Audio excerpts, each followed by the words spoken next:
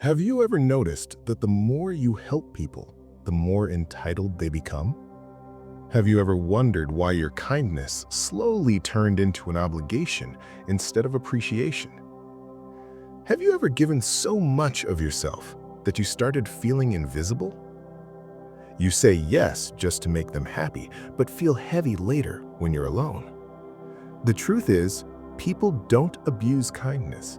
They respond to the boundaries you refuse to set. When you are always there, people stop asking, they start assuming, and what you tolerate repeatedly becomes your role in their life.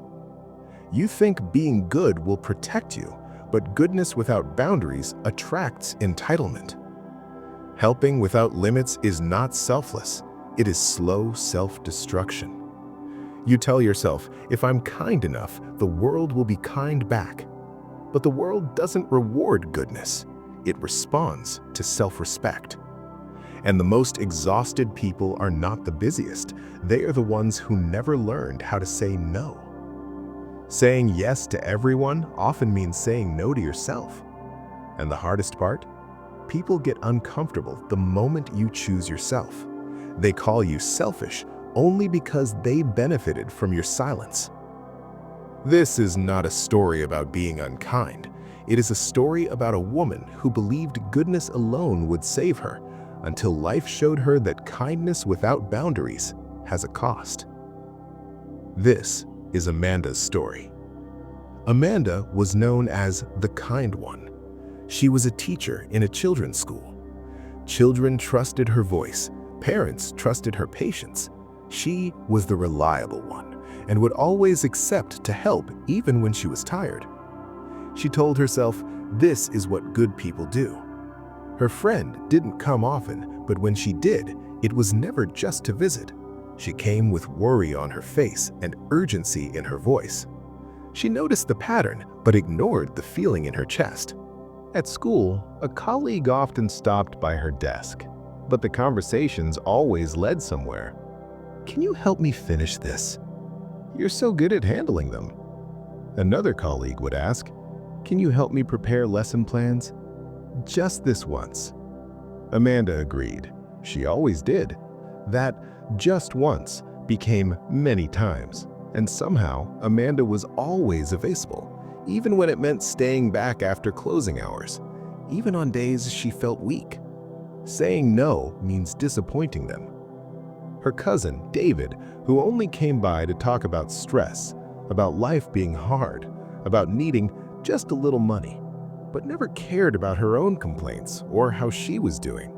And although he had never paid back any money like he promises, she was always willing to give him. She told herself, family always matters. Olivia lived next door. She always shows up at Amanda's door with her two daughters. I'll be back soon, Olivia would say, already turning away.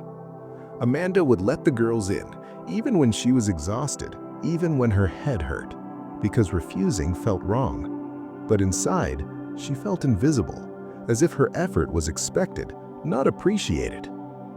Over time, Amanda grew tired in a way sleep couldn't fix. Her savings disappeared quietly. She believed something deeply. If I'm good enough, life will reward me. But life didn't feel rewarding. It felt heavy. One morning, Amanda couldn't stand without dizziness. Her body ached, her chest felt tight, her hands trembled. She still went to school. That day, she finally asked for help. She told her colleague she felt sick, that she needed rest. The colleague frowned gently. I can't help you today, she said. I'll be too tired. Amanda nodded, even though she had covered far worse excuses. That was the moment something shifted. Amanda left school early, her steps slow, her mind heavy. She wondered when she became invisible, when helping turned into expectation. When she reached home, Olivia saw her. Minutes later, there was a knock. It was Olivia with her two daughters. Same assumption. I need to go out, Olivia said. No question, no concern. Amanda hesitated. Her heart raced. I have a fever, she said softly. I need to rest.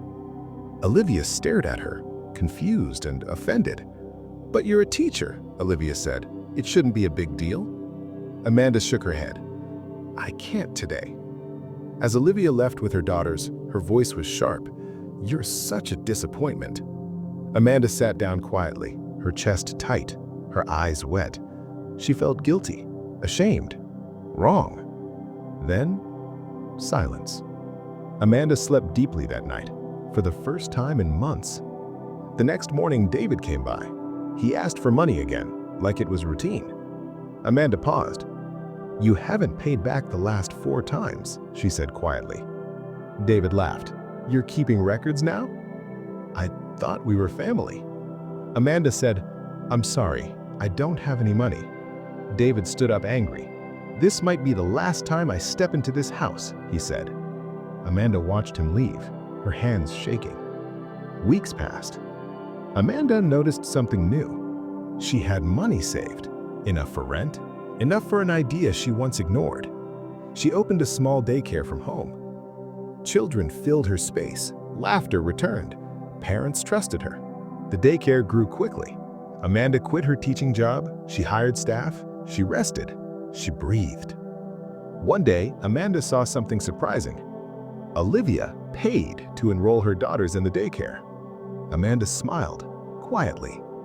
She understood then, kindness without limits is self-destruction, and boundaries are not cruelty. They are clarity.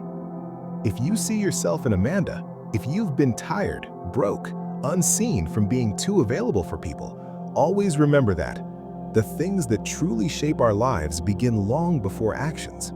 They begin with beliefs. It's always that deep. If this story touched something in you, give us a like, leave your thoughts in the comments, and don't forget to subscribe for more stories like this.